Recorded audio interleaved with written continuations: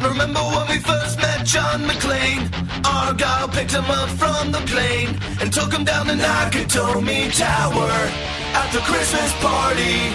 And the terrorists were overzealous, but it was sweet when they killed Ellis. And with a little help from Alan, John McClane kicked ass. Welcome back to Shat the Movies, the podcast where we answer the question, were the movies we loved when we were growing up really that good?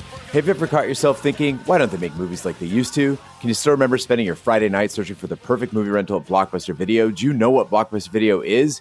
If you answered yes, and this is the podcast for you, I am one of your hosts, Gene Lyons, and alongside me are my co-hosts, Ash Ixebashe Dickinson. Hi, y'all. And Big D Dick Ebert. Good evening. And each week we take a look back in time, decide if our favorite films still hold up. The movies we cover are chosen by you, the listeners, who generously commission the films you love. If you'd like to see all the movies we have covered, will cover, want to choose one for yourself, please visit shatpod.com and have a look.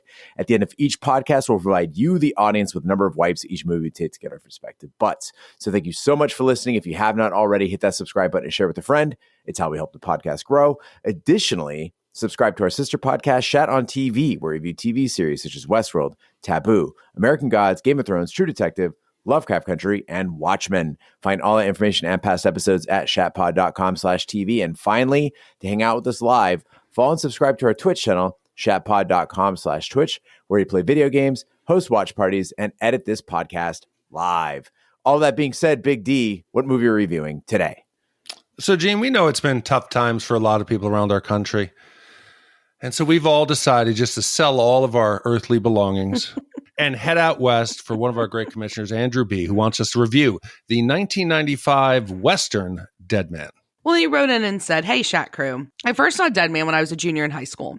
A film buff friend brought a VHS copy to a movie marathon at the apartment of a girlfriend whose parents were out of town. Illicitly purchased Zima and crappy dirt weed may have been involved. I'm embarrassed to say, but hey, it was the 90s. As I recall, the first film of the evening was Love in a 45, which for whatever reason was not particularly memorable. However, when the opening scene of the evening's next film, Dead Man, came on, I was immediately entranced. The bizarrely intense coal-faced Crispin Glover and his strange ramblings made it abundantly clear that this was not going to be a typical Western. As the film progressed, I found myself intrigued by the barrage of eccentric characters, the surreal atmosphere, the improvised Neil Young soundtrack, and perhaps most of all, by the beautiful, scorching black and white cinematography. Several years later, during a brief stint in film school, I returned to Dead Man. I had been simultaneously taking anthropology and archaeology classes, where I was exposed to various Native American cultural traditions. And rewatching the movie, I realized that what I had initially taken to be just a fun, artsy, but weird movie had a lot of deeper messages. Ones that required a basic understanding of Native American culture and American colonial history in order to understand. Researching the English artist William Blake took me even further down the rabbit hole. Several thematic elements of the film are derived from his works. I don't want to spoil the mystery for you, the audience, by spelling out details, but the point I'm trying to get to is that below the surface layer of the film, there are deeper levels of meaning that are truly enjoyable to explore. Dead Man, like Blade Runner, is not for everyone. I can 100% understand how some people would be turned off by many aspects of this movie. The heavy-handed use of fade to blacks, the obscure jokes that require familiarity with Native American culture to understand, the repetitive soundtrack, the pacing, and the artsy, some might say pretentious vibe, are all a little much if you're just looking for something easy and fun. That being said, I love this movie, in large part for those very things. While it's not a casual Saturday afternoon watch, I find myself returning to this film and really enjoying it at least once a year, usually on a lonely, pensive night. Love it or hate it, I'm excited to hear what you guys think. And I'm so grateful you continue to make a podcast that I look forward to hearing every week.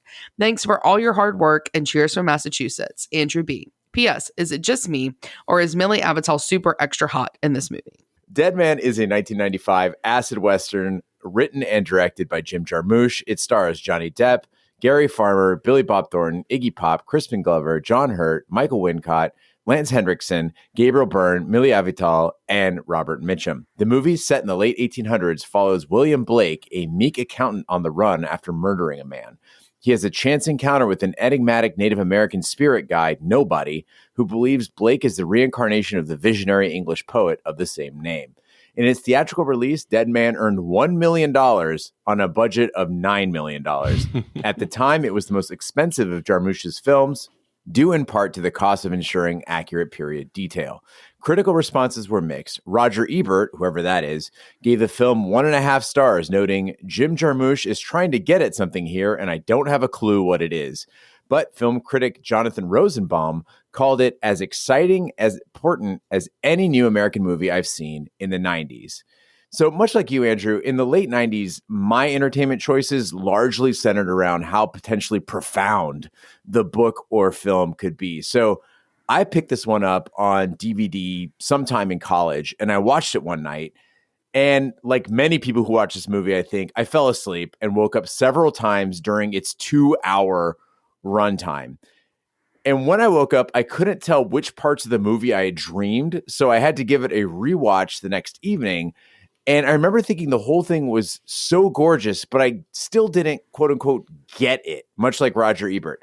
It was like a trip to the art museum. I knew something was happening. I just didn't know what it was. Yeah, I saw this at some point in the 90s, but I have to be really honest and say I don't remember when, but I remember being like really disappointed in it. The movie on its face, like even the poster, like this poster was so interesting and it looked like something I would totally be into. It was Johnny Depp, who I adored from this time period. It was black and white and it was like, fuck yeah, I love black and white. It was really, really moody. But then I saw it and I just like thought it was really boring. I fell asleep in it. I tried to watch it again and I fell asleep again. And so I basically really didn't enjoy it. And I had messaged you guys a couple of days ago and I was like, hey, I've fallen asleep twice. I'm giving up. I'm coming back to Dead Man because I have fallen asleep 2 times. I'm going to go watch A Few Good Men, which is, spoiler alert, another movie we're doing soon. I'm going to go watch it and then I'm going to come back. But I have to say, I stayed awake. 3rd time was the charm. And I'm really glad I did because rewatching it for this pod made me see this completely differently. So Andrew, thank you so much for requesting it because once I actually made it through conscious, I actually really liked it. You guys had me very worried because I've mentioned before that I have to watch the movies late at night once Vanessa and Emma have gone to bed. So it's the end of the day. And Jean warned me. Jean said, do not watch this at the end of the day. Do not watch this when you're not freshly and fully awake. So I'm like, fuck, what am I going to do? So I hadn't taken my Ritalin for the day. So I had my Ritalin. I had a huge cup of coffee with me. I was ready to roll. And I'm starting this movie up and I have no idea where it's going to go. And I made it through the first shot starting at 12:30. Okay. Big D's on this new nutrition kick. He's been meal planning. He's got his ass at Anytime Fitness. It's not, you're supercharged right now. Okay. This is the most awake you're going to be ever again in your life. Oh, I got you. Yeah. So it's a mix of endorphins. Put yourself in the shoes of us normal people who are like eating Cookie Crisp and, you know, just kind of swigging coffee to get through the day. Speak for yourself, Cookie Crisps. Not eating Cookie Crisp, but I may have lived off of today. I was at Renfest earlier. I may be 3 beers, 1 turkey leg, a bowl of crawfish etouffee, beignets, and an alligator on a stick deep for this podcast. Hold the fuck on. You guys get etouffee and beignets at your Renfest?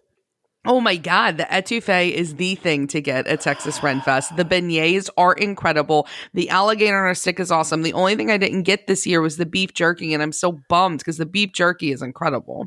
I feel like Arizona Renaissance Festival needs to counter with like a ye old burrito or something because we don't have anything regional at ours. It's just the same old like turkey leg and steak on a steak.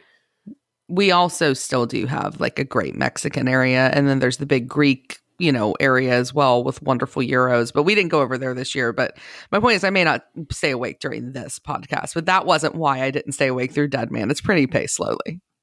So whether it was my prep, my workout, Gene, or you said just my unusually healthy endorphins flowing that day, I was able to make it all the way through. And I had no idea coming into this because I'd never even heard of this movie.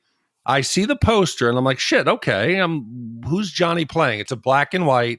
He's leaning back. You don't know that he's in a boat. He's got like this wool felt top hat. He's got a beaver coat. I'm like, oh shit, it's a 60s musical. It's something about a musician in the 60s. Is he a carny? Is he a musician? He looked very flamboyant, and it looked like possibly he was like some tree hugger in the 90s. You couldn't tell. Very mysterious. I hit play, and needless to say, I stayed awake, and I surprisingly enjoyed it. Well, let's hope that this trailer straightens it out for the audience. Let's roll. Original soundtrack by Neil Young. Cleveland accountant William Blake, played by Johnny Depp, rides by train to the frontier town of Machine to take up a promised accounting job. During the trip, the train fireman, Crispin Glover, warns Blake against the enterprise. Arriving in town, Blake notes the hostility of the townsfolk toward him. He then discovers that the position was already filled, and John Dickinson, played by Robert Mitchum, the ferocious owner of the company, drives Blake from the workplace by gunpoint. Guys, in our 300 plus movies, we've seen different approaches to the title sequence. Casino did that great one where De Niro's walking out in that peach suit and then the car explodes and you get like the Mad Men style credits. That one was fucking awesome. Ash, you mentioned Edward Scissorhands. It's that more like stylish approach. You had that steampunk black and white imagery, that Danny Elfman score that really let it ride. And I am super excited for us to cover Austin Powers in a bit, which has my favorite title sequence of the 90s. In Dead Man, we get like 10 fucking minutes of Johnny Depp silently riding in a train before Crispin Glover even says anything. And then after that, it goes to this black screen with like cheap looking credits. Okay. We had music that rolls for about 7 minutes. We had 10 minutes of fucking silence where shit was happening that really could have used a score to help it pick up. Mush those two together and you might have had a strong opening, but on its face, I'm already bored. I don't know. I kind of dug this. I have to be honest. I enjoyed how weird it was. Like when he would open his eyes and everybody would just be staring at him. And then he'd close his eyes to the fade out and then he'd open his eyes again. And like it was showing like the passage of time and how it was building that suspense and that like everybody was staring at him. And that was kind of cool. And I loved how cheap the title sequence was. I don't know if you guys ever had like, if you ever went on vacation and they had those like weird silver things like at like a Ripley's Believe It or Not. And you could put like a nickel in and you could watch like a really short film. And it was like a silent film and it would have the cards, the title cards that would come off. And it made that like sound like as it played, as it was like rolling through. And that's what this reminded me of, those random images just flashing on a screen. And there was no real point to those movies or the way that they do this, but there's something kind of intoxicating and foreboding about it. So I kind of like this. I mean, I get the Nickelodeon style feel to it, but my point is we had nothing to fucking look at. Yeah. It's just music. And then earlier we had something to look at, but no music. I feel like the two things go together. And I agree with you, Ash. There was one point as like when he opens his eyes and it's just all the frontiersmen and they're like, you know, shooting out the windows at the buffalo. And it reminded me of like riding the red line in Chicago, yes. where like the further south you go, every time you open your eyes, like, who the fuck are all these people? Like the landscape keeps changing. I don't know, man. I just feel like Jarmusch was being eccentric for eccentricity's sake. I was somewhere in between you both. Initially, I had reservations. I worried that I was going to be able to deal with 2 hours of this. But then I kind of started to embrace just the strangeness of it. And I think it's because it's something so weird and so different. And maybe I'm being more sensitive since Ash said, you know, I'm more of a multiplex moviegoer, that I'm trying to look at movies that aren't the traditional films that I would watch. So I'm like, I'm going to give it a chance. I'm not going to immediately turn. And the movie feels and looks very, very different than things that we've done, especially recently. And it's not just because it's black and white. The scenes, they're black and white, and they look like those old still photos. I used to love Ansel Adams, his stuff, and he used to do a portrait series. And it reminded me very much of that. Like you'd want to sit and pay attention to the little details. And it also reminded me something very different. Like in Hogsworth, I'm not like a Harry Potter reader, but in Universal Studios, they got those picture frames that kind of come to life. They talk to you, and then they can interact with the other ones.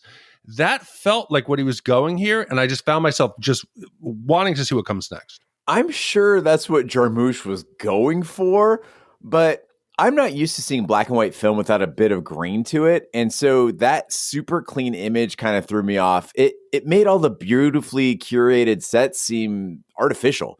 What it reminded me of is like the first time I saw independent film shot on digital cameras when they made that switch because it was so much more affordable. The frame rate is just a little too fast and it doesn't have that slow glow that a film does. And it just feels cheap. Yeah, I agree. I found this to be a little off. Like it was almost like too clean, like too sanitized. And I like the idea though that it is, because I agree with Eugene, but I like that it felt so sanitized. I like that it looked fake because that's kind of what the whole opener felt for me. It felt like a bunch of random workshops, like a bunch of random sets, and that nothing like this exists in the real world. So it took me a while to adjust to it, but it was almost like when you go to see like community theater and they go from like one scene and then they move to the other side of the stage and it's another scene and then they're riding the bus on the other side and they're all like bouncing up and down together, you know, in sync to try to make it look like it's moving. That's what the opening of this film felt like for me. And it was such a cool juxtaposition to when they actually get outside and it's so vast and it's so big. I really appreciated that the beginning felt so small and clean. I think you needed it to be so different, because if it was grainy, you'd be like, oh, this is a fucking shitty Western. It looks like everything else. But when it is that clean, you're kind of thrown off. You're like, what's going on? And Andrew B. mentioned in his write-up, he said that, you know, the heavy-handed use of fade to blacks, Andrew, that is the understatement of the year, okay? You can use fade to blacks as a choice. Maybe there's no clean transition in a scene, but Jarmusch, he needs some restraint. There's multiple scenes for people who haven't seen this. I'm going to, not even scenes, I'm going to use shots, maybe 10, 15 seconds long, where he goes fade to black, in comes a shot, 8 seconds later, fades out, fades back in. It continues, and there's no continuity between scenes. Continuity be damned. There's actually a clip where Cole, spoiler alert, comes later on. Cole gets shot in the heart, like with an arrow. He's like, he's pulling it out. He's screaming, you damn natives. Fades to black. We don't know what the hell happens next. And in a dark room watching this at night, the light, dark, light, dark, light, dark. It was disruptive. And it was the one thing about the movie that I found really annoying. I was oddly reminded of a certain time in my internet porn history. When webcam sites like MyFreeCams and Chatterbait first started popping up, I was fascinated by them because unlike going through the menu or catalog of porn we could see on like Pornhub, you just click on this thumbnail and you're taken to a live stream from someone's bedroom or someone's studio, and you never know what you're going to get. It could be some dude typing while he's smoking a joint, or there's like a lady with like a butt plug and a ball gag. You have no idea what you're going to get. It's so exciting. Yes. And I would just click, and sometimes you'd find something interesting or horrifying or just plain boring. And Dead Man took that approach to presenting a movie. That makes sense, though. This is Chatroulette. Every time it faded out, I got excited to see what weirdo was behind the next screen. Yeah, it all makes sense now. So I actually am not a film connoisseur. I am still that big old Big D dumb movie viewer. Well, jobless and without money or prospects, Blake meets Thel Russell, played by Millie Avatal. Thel's ex-boyfriend Charlie, played by Gabriel Byrne, surprises them in bed, shoots at Blake, and accidentally kills Thel when she shields Blake with her body. The bullet passes through Thel and wounds Blake, who kills Charlie with Thel's gun before fleeing the town on Charlie's horse. Company owner Dickinson is Charlie's father, and he hires 3 legendary frontier killers, Cole Wilson, Conway Twill, and Johnny the Kid Pickett, to bring Blake back, dead or alive. So I think often the way that the Wild West is shot in movies, like in Westerns, it either looks completely barren, like a desert, or it's really beautiful. And I'm thinking here like those wide shots in Westworld where like Dolores is standing on the hills and looking out. Here, though, Jarmusch, I think, shoots it in a way that looks like utterly terrifying.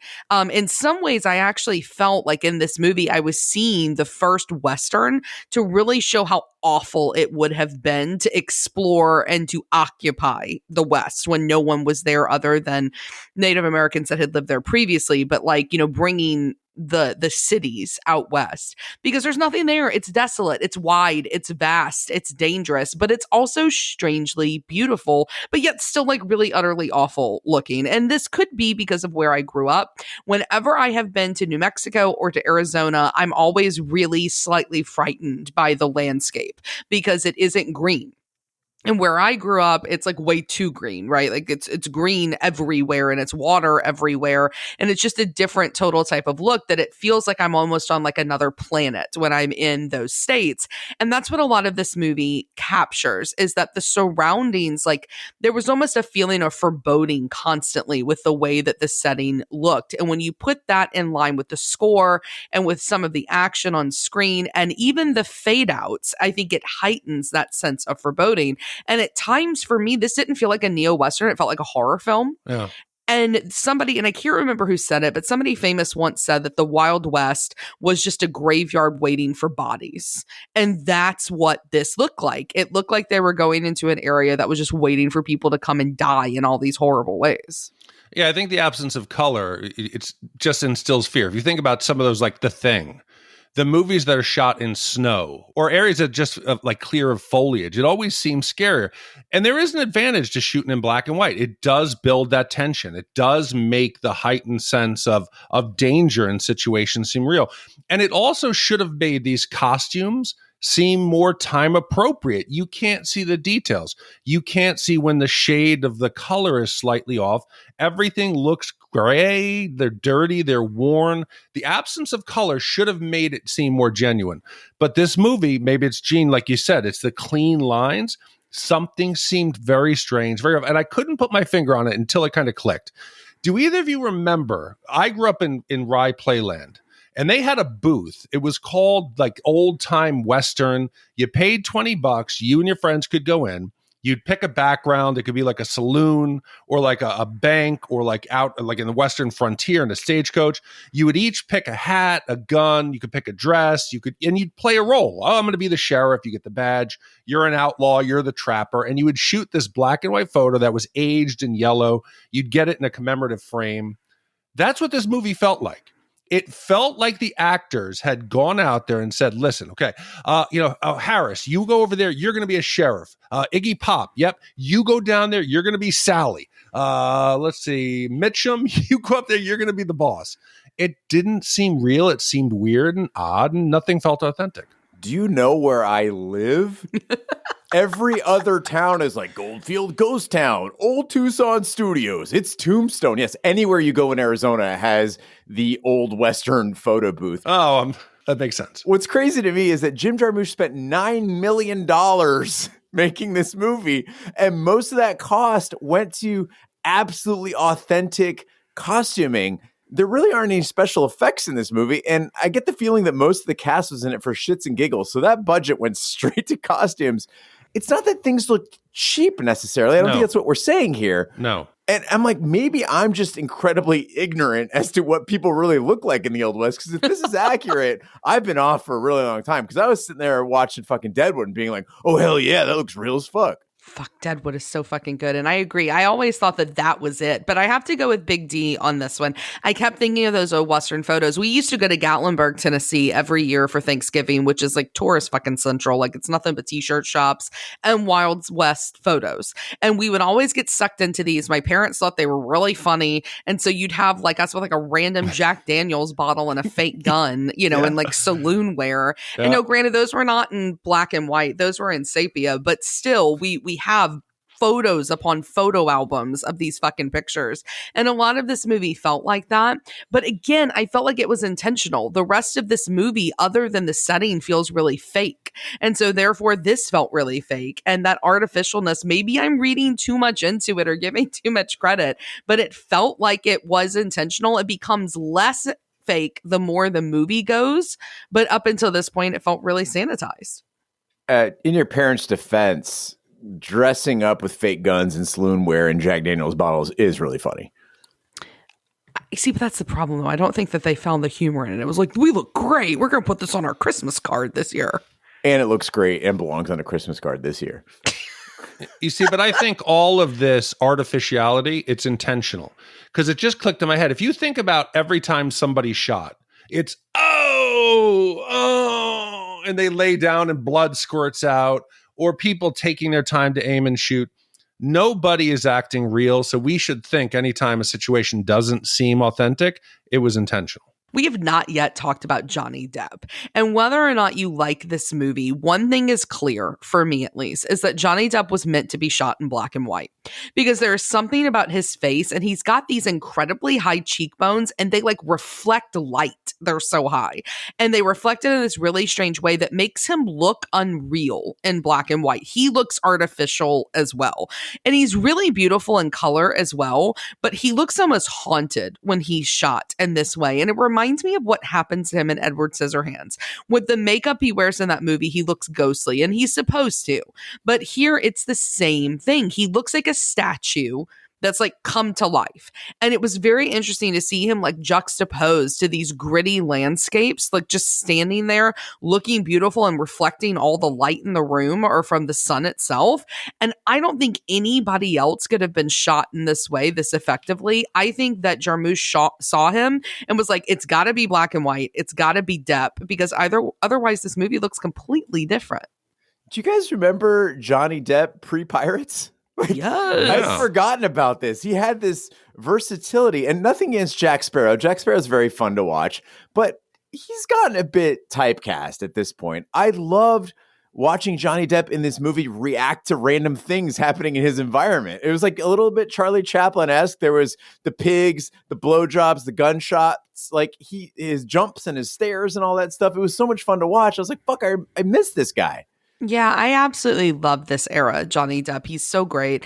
I think what is interesting, though, that you get to see here, though, is not only his versatility and being in like these very idiosyncratic films, but also just how good of an actor he is. Because he's been typecast a lot, but there's something really ethereal still about him. And I know he's Jack Sparrow, but like even still to this day, he made a lot of waves recently for being in Rihanna's Savage Fenty show. And I don't know about either of you, but I'm absolutely obsessed with these Savage Fenty lingerie shows. They're the best dance performances that exist now. They're incredible. They're like beautiful. No idea what you're talking about. They're utterly amazing. They're these beautiful films. And he is in it for like 30 seconds. Like Outcast, So Fresh and So Clean kicks up. There are these dancers in the background and he's leaning on a tree and he walks in this green silk pantsuit for all of 30 seconds toward the film.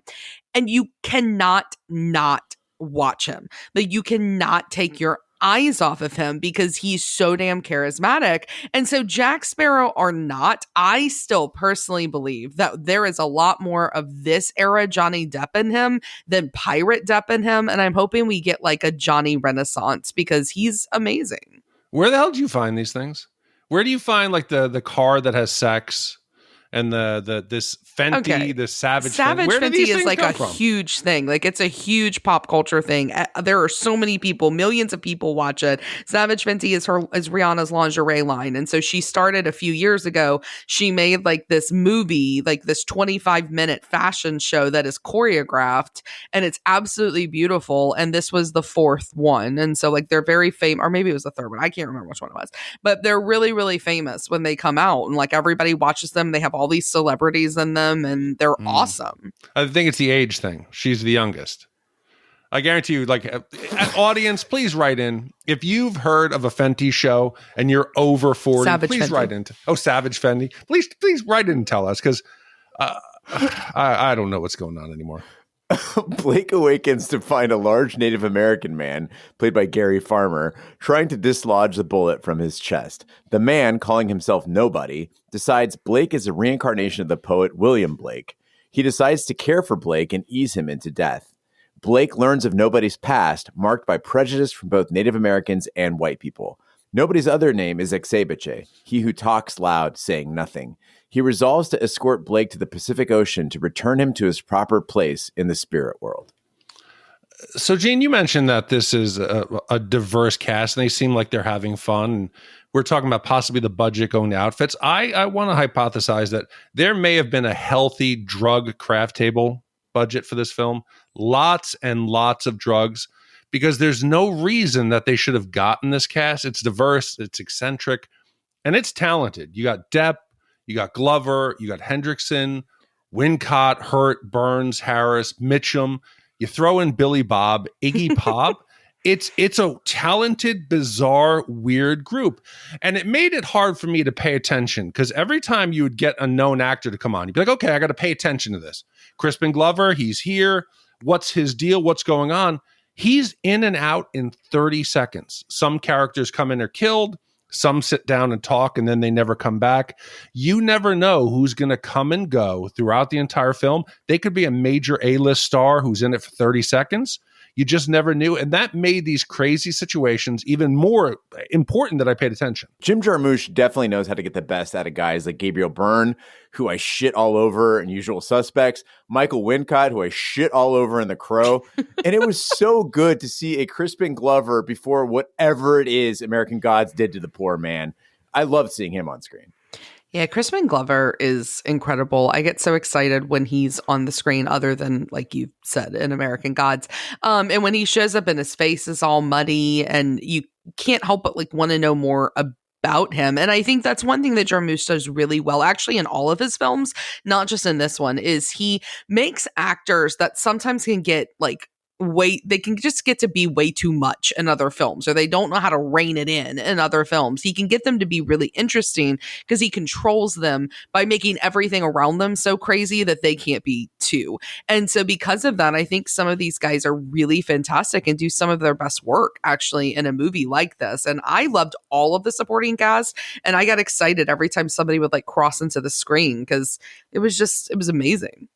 So before we get into actually, am I correct? I thought that was coal dust. It is. Yeah. That he was stoking the fires. Okay.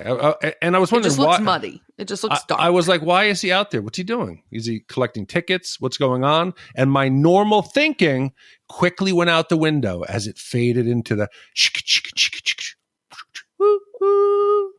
Do you know how trains work? What do you mean, what's he doing? He's the fireman.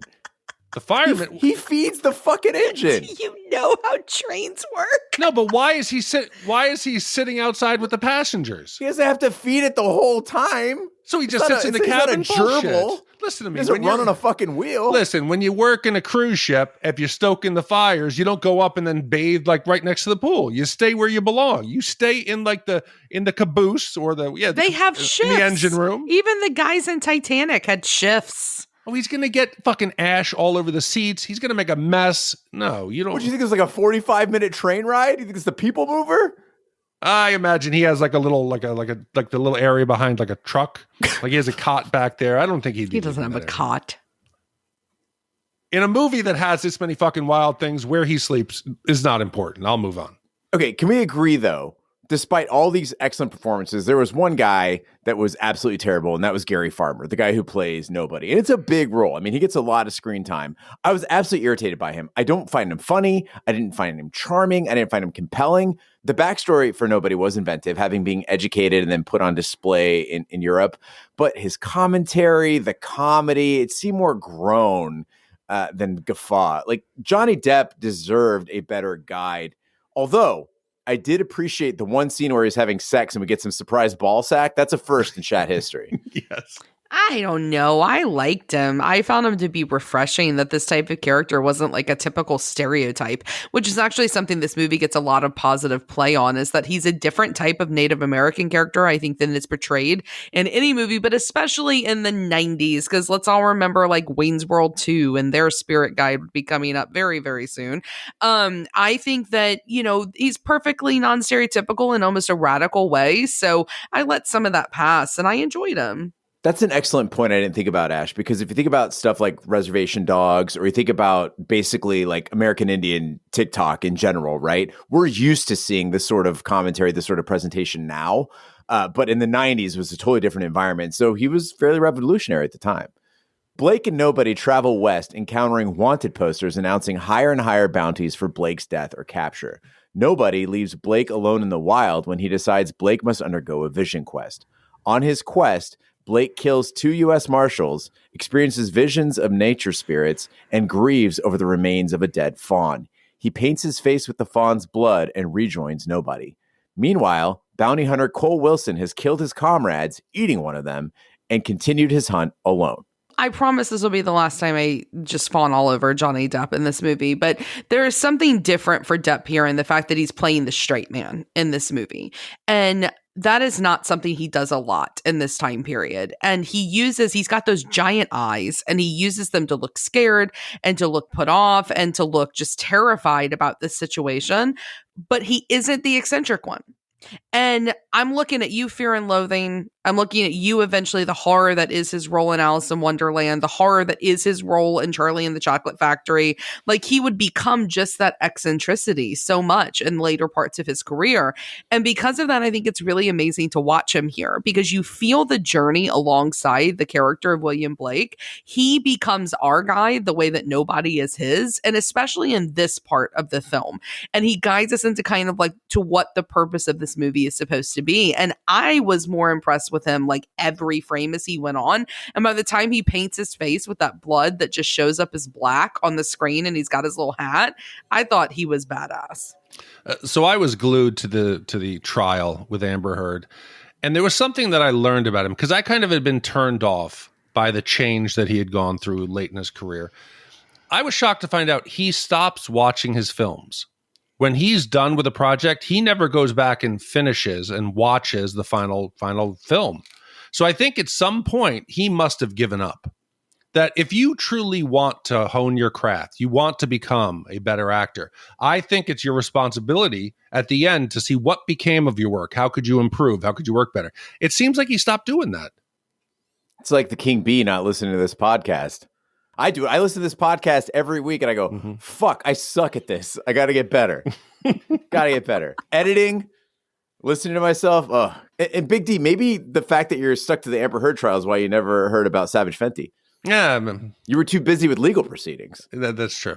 Yeah, I love that the most pop culture person on this pod, Big D, is calling me out for watching Savage Fenty. Pop culture? Yes, you watch all like the big documentaries. All That's the reality pop culture? TV shows. You watch all the reality TV shows. You watch Dahmer. You please. watch the right, of course. You I'm watch dark. NCIS. I've never watched NCIS in my life.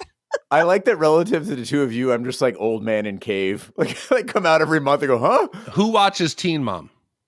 I don't watch Teen Mom. You don't have an MTV show that you like regularly? I do have a reality show that I watch, but it's on MTV. What is it? I like The Real Housewives of Beverly Hills. I think you're more likely to find that Savage Fenty thing than me. But I did not watch the Johnny Depp Amber Heard trial. I was riveted. Live real-time commentators by lawyers. Yeah. I don't watch reality TV. I just watch soccer for hours every week, which is what grown-ups do. No, and I'm looking up right now what the viewership was of Savage Fenty to I don't prove my care. point. PewDiePie and fucking both the Paul brothers have hundreds of millions of views. That doesn't make them quality. Who? Jake Paul and what's his name? PewDiePie. No, PewDiePie. But who's the other one? Who are you talking about? I'm talking about Jake Paul and not Aaron Paul. What's the other Jake Paul's brother? Are you talking about Aaron and Nick Carter?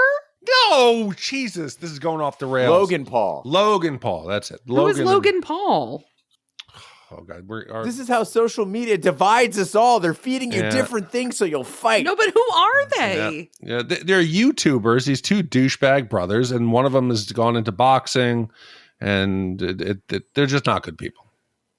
I have no idea who you're talking about. Anyway, Johnny Depp. So Ash was talking about how Johnny Depp goes through this journey and we get to follow along with him. And I really enjoyed watching that gradual transition that he makes. Depp, again, normally plays a character fairly static, very eccentric, very enjoyable, but they don't really change a whole lot. And here we do get this journey, and you can see him shift. He begins to look more native as the movie progresses, right? He loses the glasses, he loses the clown suit. It made me a little uncomfortable knowing Johnny Depp's controversies when it comes to American Indians. He claimed to have Indian ancestry, but then that was called into question, and he took some heat from tribes after playing Tonto in The Lone Ranger. And then I think he's just trolling tribes at this point because he decided to name his band Tonto's Giant Nuts. Classic.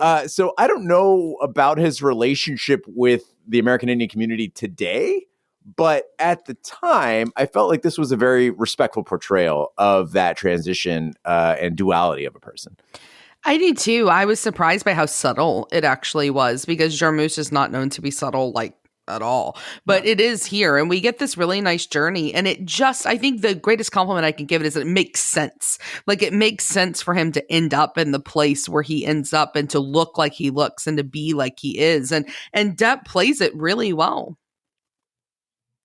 150 million views in the first 24 hours. We need scale for that, though. What does that mean anymore? Out of 8 billion people on the planet? It means 150 million organic views in the first 24 hours. Are they unique? It says organic. Yeah, if they're organic, that's great. I could watch it 50 times. They could be bots. It has 2.5 times the demand of the average television series in the United States. Compared to what? Like fucking Fire County or Chicago Blue or fucking whatever these shows the are. fuck are those shows? I'm learning so much today. What is Chicago Blue? I don't know. There's like a Chicago Police, Chicago Fire, Chicago General, all these fucking... That's why... Really? Yes, I believe so. That's why... You're the one who would know. I don't watch them. Now If you're back to the wondering- movie. If you're wondering why we don't do Shat on TV anymore, Jesus. because we don't even know what's on TV. House of the Dragon. So one of the characters and one of the actors who I've loved for a long time, Lance Hendrickson, he plays the bounty hunter Cole Wilson. You probably know him. That's Bishop from Alien and Aliens. He's cold. He's weird. The guy even normally seems dangerous. So it's fitting when he finally decides to eat his fellow bounty hunters. But I found myself, because as this movie's so bizarre and I'm focusing on every detail, I've never before critiqued what meal choice a cannibal selects. What body parts will they eat? I believe in like the animals, like cows and pigs, it's the tenderloin is the most tender. It runs along the spine because they don't twist much. So I'm trying to think, what would I eat if I was a human? This is the rabbit hole I'm mentally going through as I'm watching this. And then Cole picks up and he's gnawing on a forearm, fingers. He's pulling tendons and ligaments out of his mouth. And I just found myself like kind of disgusted. Why would you do that? Luckily, we see in the background, he's got like a roast going that looks like a thigh. But am I wrong? Would you, if you had to eat somebody, where are the first parts of the body you go through? What would you choose to eat and what would you not eat? First of all, I want to apologize to Ben, who commissioned Ravenous, for not having this conversation on his podcast. I feel like we cheated you in a way. But Big D, I think that... I wasn't there. I wasn't there for that one. Okay, so this is makeup, actually, for Ben. Mm-hmm. I think that when it comes to a human, if it was an animal, so I can be objective about it. But with a human, you got to bring sexuality into it, right? Because we, as humans, view other humans, whether we want to or not, in sexual ways. And I'll get into that a lot during A Few Good Men. Not to get weird, but if I'm eating a woman's body, I'm going for the ass. I'm going to eat the ass because look at it. If it's a dude body, I'm going for pecs or like a nice chonky calf. Because on a person, that's the part I would like to bite. I think thighs. And I think women would be more tender. I think they would have softer skin. What? Oh, I think the thighs would be like full of lactic acid and shit. It'd probably be terrible. You think maybe like the lats? Like a nice fatty butt, though. The lats, maybe, or smoke a butt. If you smoke a butt, the fat takes all the smoke in. Oh gosh. The people that had to eat their fellow plane mates in that terrible crash after the rugby game, they ate the butts. Yeah, because I think you need the fat intake. But at that point, you just do strips and turn them into bacon. Don't deflect, though, Ash. I'm not talking about people on crashed flights. I'm talking about you. I mean, I don't particularly care for meat. I think I would probably die. You have to keep your family alive, okay? You've crashed in the mountains. You've got the kids with you, and the bus driver is there. Let's say you're at the Renaissance Festival. You get Right. a flat tire. The kids are starving. Who do we slay? Somebody comes to help you with the tire. The car falls on them, kills them. Yum.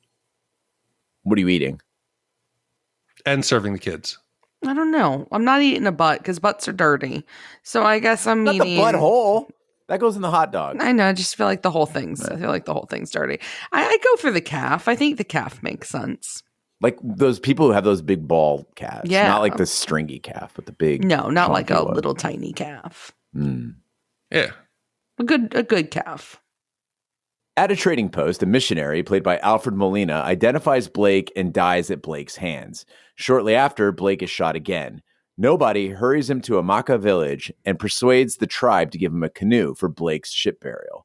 Blake awakens in a canoe wearing Native American funeral dress. Nobody bids Blake farewell and then pushes the canoe out to sea. Cole approaches Nobody and the two shoot each other, and Blake dies as his canoe drifts out to sea. So nobody and Cole killing each other was like the first point in the movie where I was like, oh, symbolism. I get it. You got Blake's two sides, aligning in this nice final spin, right? The native side actually being the more civilized and sophisticated, right? And then the reversal of the savage actually being the Western figure in Cole. I think that's what they were trying to do. Rejecting that concept of the noble savage, for those of you who aren't familiar with this concept, right?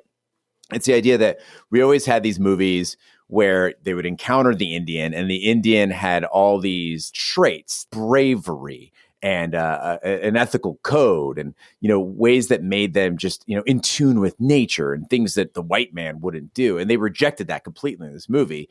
I get the idea. I feel like it was executed poorly because the movie is just too silly.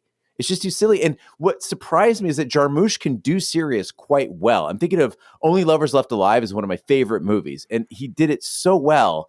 And this movie just feels like he's jerking off on screen. I don't know. I mean, by this point in the movie, I was like really obsessed, and I actually got really mad at myself that I let boredom or like slow pacing trip me up from getting here. Because I worry sometimes the older I get and the more into like smartphone culture we get and the more into like the fast food television that we get and binging, that I'm losing my ability to like just sit and like ruminate on things.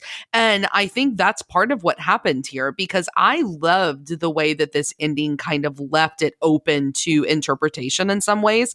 And so I did some research because I wanted to make sure that I was reading it correctly as well. And what basically it comes to is that there's three schools of thought about this movie, right? So the first one is that after Blake is injured, some people believe that the rest of the film is just a dying vision. So we're just seeing what is that dying vision, very similar a la to Jacob's Ladder, that it's all in his head.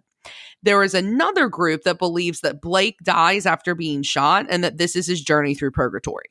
And that everything that he goes through is him trying to make it to that next plane. And still others believe that nobody is taking Blake on this mission across physical and metaphysical realms, and we don't know which is which, because he is a descendant of two differing tribes, and this is a way to write his own identity by taking Blake through this journey. And I think that most people, including myself, would tell you that really any of the three work. And normally for films, I get frustrated with this. I like very much to be right. And so it annoys me when like there isn't like one right answer. But for this one, I think it's meant to be open to interpretation because of the connection with poetry, which is something we've not talked at all about. That William Blake's name is a direct reference to William Blake, the poet. And you don't have to read William Blake's poetry, although you should because it's beautiful. But there is a poetry underlying thing here, which is that poetry is meant to be interpreted. It's meant to be something that we ourselves like personalize and figure out on its own. And that's okay. And I think this movie is similar in that way. It's meant to be figured out in the way that you personally interpret it. As long as you end up with this idea that death is inevitable, our own fade out eventually is going to happen the way that the fade outs do throughout this film. If we can all get there, then the rest of it doesn't really matter and we can just enjoy the ride. And so I personally love the way it ended. I personally love that we didn't have answers. And I could not believe how much I enjoyed the film when like the final fade out to the credits finally happened. Well, now is the time where we give our Shat score for Dead Man. The Shat score is our way of telling you how many wipes this movie would take to get off your respective butts. 0 wipes is a perfect movie. It's when a weapon replaces your tongue and your poetry is written in blood. And 5 wipes is an absolute disaster movie. It is discovering that the afterlife is just Cleveland. Big D, we'll start with you. What is your wipe score for Dead Man? So I think this film surprised me. I think maybe, Gene, it is my endorphins going that made me more receptive to it. But I think that this film, if it accomplishes nothing else, it inspires debate, discussion. It's one of those films that you can't just watch and move on. You need to talk to somebody and try to dissect. And Ash, I love those 3 alternate endings about what the interpretation is. And all of them work. The ending doesn't make a difference. It was watching the whole film, as bizarre as it seemed. And Jarmusch, man, he went full blown. He went for it. He went crazy. This was different. That whatever he was trying to do, it made it so that I could just enjoy it, sit back and watch it. I didn't need the answer. And I could even tolerate Neil Young abusing that poor fucking guitar as it's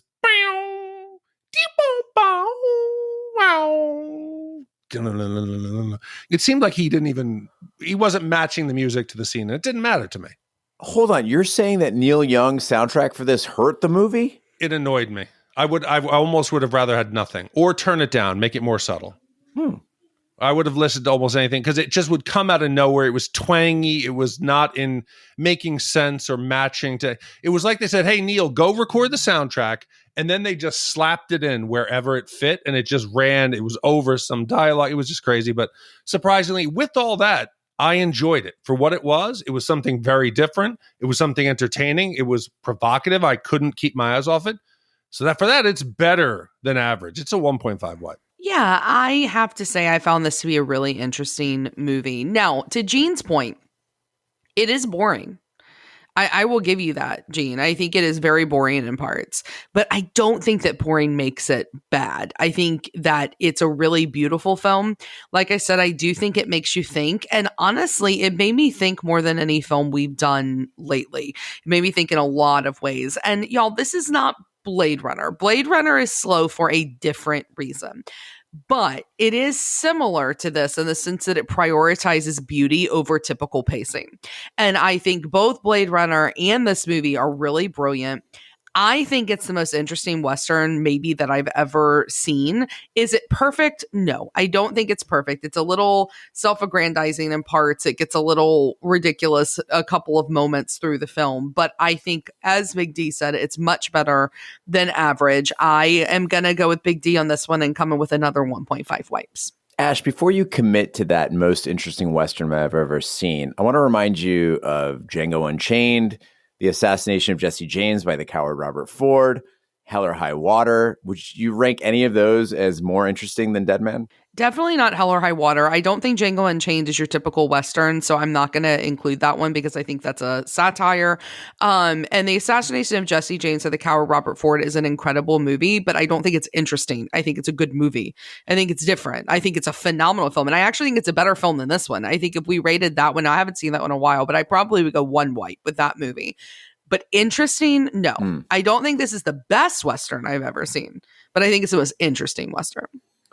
Well, Andrew, it always comes back to Blade Runner. I famously gave Blade Runner 3.5 wipes for being boring. And I'd like to point out that was still a more favorable wipe score than Big D or Roger awarded. I was wrong.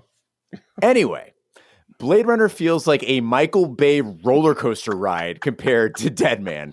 And I get that Dead Man is a bit of a requiem, a dream walk, a somber chuckle into death. I get all that. But sometimes all that still doesn't make for a great movie. We're talking about the medium here. And I think it might make a great book. It might make a great music video. It might make a good art installation. Am I glad when directors tried something different? Absolutely. Am I glad Jim Jarmusch made this movie? Absolutely. Did I enjoy watching this film? Not really. Could this movie have been done better? Yes. It's called The Revenant. I highly recommend you go watch that because that movie kicks all kinds of ass. It's 4 wipes. Oh, man. The Revenant and this movie are nothing alike, Gene Lyons. It's the same movie. They're not the same movie. The Revenant is incredible. Everybody should go watch it, but this is not The Revenant. That is a stretch, friend. No, I will say, I think if The Revenant was in black and white, that shit would be terrifying. It was still terrifying. Yeah, it was pretty scary. I think it would be even more. But Gene, with a score of 2.33 repeating wipes, that now ties us with a bunch of movies in the 155 spot. Rocky IV, Point Break, Casino, Demolition Man, The Money Pit, Bram Stoker's Dracula, The Santa Claus, Ronin, Young Guns, Species, Harley Davidson, The Marlboro Band, The Great Outdoors, and vice versa. This is such a better movie than Species. I like that Ash picked up on Species, and I just saw the Santa Claus poking its head out from like behind a Christmas tree, like, huh? What am I doing here? Yeah. All right. Well, the system works. Hope you're satisfied with that score, Andrew. Big D, I know we have some voicemail to get to before we close out today, and I think the first one comes from Tom in Crane, Texas. Tom, Crane, Texas. Voicemail 101. I listened to my first ever live Twitch stream on October 9th. Wow. And I really loved every minute of it. I loved sitting here watching you guys edit a podcast live. It reminded me of my broadcasting days at Vincennes University.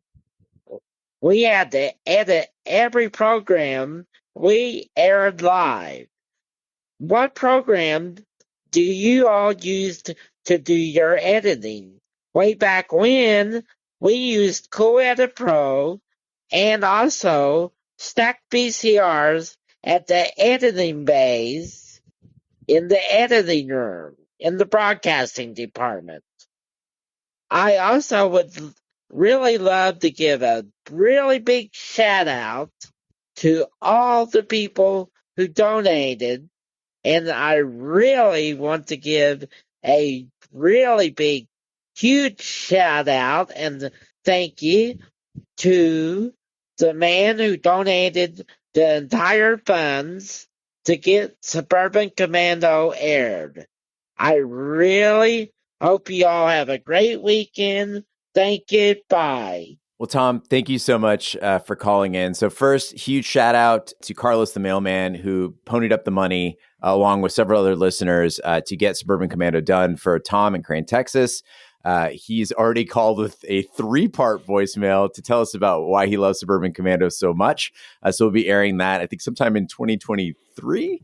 As for editing, we use Audacity for our editing, which shout out to them too for providing that software for free. And Big D and I have become quite well versed in it, but it is much, much easier, Tom, than doing a tape to tape edit. I don't know how we would ever make that possible. As far as streaming, we use OBS and the software provided by Twitch, which also makes it an absolute snap. I don't know how people got anything done prior to this amazing software that we have access to. Next up, we have a voicemail about Smokey and the Bandit. Hey, Shat Crew. This is the one disclaimer out here in Utah. First off, I'd say I love what you guys do. You guys make my workday fly by and make the most dismal parts of my day more enjoyable. I've been listening since Weird Science, which has been quite a few years now. And in waiting for the new episodes to come out, I constantly replay older episodes.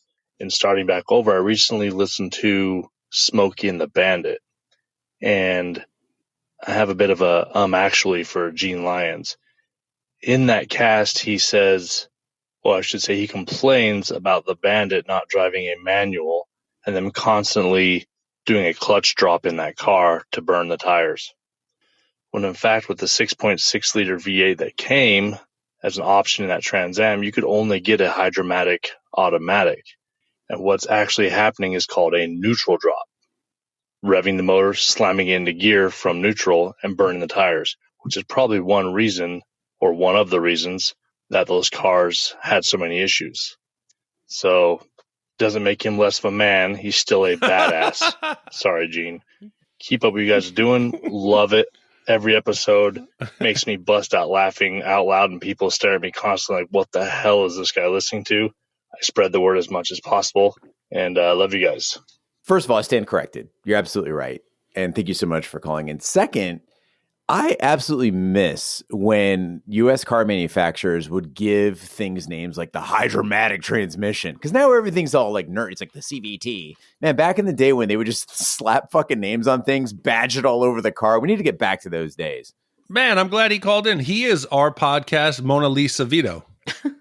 That's who he is. He's the car expert. He's going to call in and say, you know, what year had the Positraction rear end?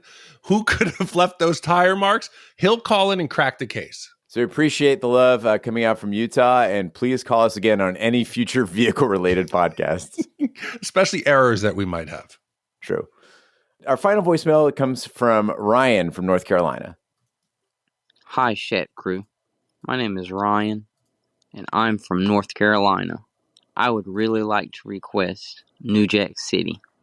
I remember this movie from my youth. It was a real exciting movie many, many years ago. I hope you get this message and can find the time to review this movie. I really enjoy listening to you guys' reviews.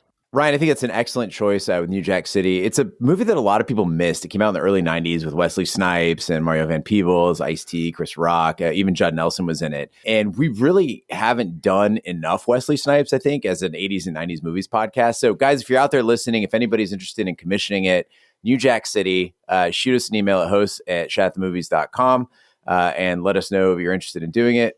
The only thing I remember was Chris Rock playing the iconic Pookie. Yes. You know, where he's like stealing the rock from the sorting room, and it's an iconic movie. I remember the video and the music, and there's so many films that we got to do, but I would love to go back and revisit that one. I also want to do Menace to Society. I think that would be another great one. It's definitely a hole in our catalog, and hopefully one day we can do it. Well, thanks, Ryan, for calling in. And if you'd like to leave us a voicemail, just go to shatpod.com and you can record whatever you like using the device of your choice. And we'd love to play it on the podcast. Big D, what do we have coming up next week? Gene, next week, Lieutenant Dan Caffey is a military lawyer defending 2 Marines charged with killing a fellow Marine at Guantanamo Bay's naval base in Cuba. Although Caffey is known for seeking plea bargains, a fellow lawyer, Lieutenant Commander Joanne Galloway, convinces him that the accused Marines were most likely carrying out an order from a commanding officer. Caffey takes a risk by calling Colonel Nathan R. Jessup to the stand in an effort to uncover the conspiracy, commissioned by Jeff S. And this is the 30th anniversary of the film's release when this podcast will come out. So it is perfect. It came out December 9th, 1992, Rob Reiner. And this is an absolutely legendary film, 80s, 90s, or whatever. Well, thank you, Jeff, for the upcoming commission. Thank you, Andrew, for this commission. Thank you to all the commissioners who make this podcast possible. That concludes this week's episode of Shat the Movies. Be sure to follow us on social media and share with a friend. We're on Facebook, Twitter, Snapchat, and Instagram at Shat the Movies. You can email us, host@shatthemovies.com. Support the podcast by shopping our Amazon affiliate link, buying our merch, or commissioning your own movie. Find all the information by visiting our website, shatpod.com. Also, check out our sister podcast, Shat on TV, where we review TV series such as Lovecraft Country, Westworld, True Detective, Taboo, American Gods, Game of Thrones, and Watchmen. Find all the information on our website, shatpod.com/TV. Wherever fine podcasts can be found, including Apple Podcasts, Google Play, Stitcher, and YouTube. Be sure to subscribe. And if you stop by Apple Podcasts, please leave a 5-star review. That helps the podcast grow. On behalf of my co-hosts, Ash and Big D, I'm Gene Lyons. Join us next week for the following movie. And how long have you been out of law school? A little over a year. Have you ever been in a courtroom? Commander Lieutenant Caffey successfully plea bargained 44 cases in 9 months. One more, I get a set of steak knives. The facts of the case are these. On midnight of September 6th, the accused entered the barracks room of their platoon mate. They tied his arms and legs with tape and forced a rag into his throat. He drowned in his own blood and was pronounced dead at 37 minutes past midnight. I don't think you're fit to handle the defense. You don't even know me. Ordinarily, it takes someone hours to discover I'm not fit to handle a defense. You want to investigate me? Roll the dice and take your chances. I eat breakfast 300 yards from 4,000 Cubans who are trained to kill me. So don't think for 1 second you can come down here, flash a badge, and make me nervous. I'll knock it all down to involuntary manslaughter, 2 years or home in 6 months. No deal, we're going to court. No, you're not. Why not? Because you'll lose. Do you think Santiago was murdered? Private Santiago is dead because he had no honor. And God was watching. How do you feel about that theory? Sounds good to me. If this case is handled in the same fast food, slick-ass, Persian bazaar manner with which you seem to handle everything else, then something's gonna get missed. I want to slam dunk this guy. Danny, I know what you're gonna... Man will stop at nothing to keep his honor, and one will stop at nothing to find the truth. You men follow orders or people die. You want answers? I think I'm entitled. You want answers? I want the truth! You can't handle the truth! Son, we live in a world that has walls, and those walls have to be guarded by men with guns. Who's gonna do it? You?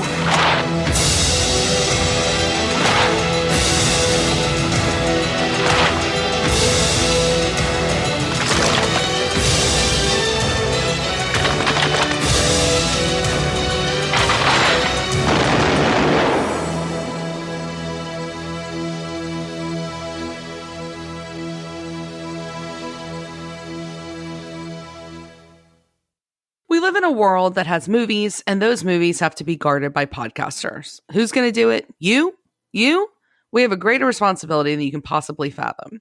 You have the luxury of not knowing what we know, that our podcast is this what I'm supposed to be reading? No, Dead Man. What am You I were doing? looking at A Few Good Men. Oh my God. Hold on. Sorry. But if it helps at all, your delivery was so convincing that I knew which movie it was. Well, there you go. Sorry. I don't know how I clicked on that. Sorry. I thought she was fucking ad-libbing, and I was like, all right. I thought I'd pasted in the wrong spot. No, that's totally on me. I'm sorry, y'all. You? Okay. It would have been weird when I got to my notes. Okay.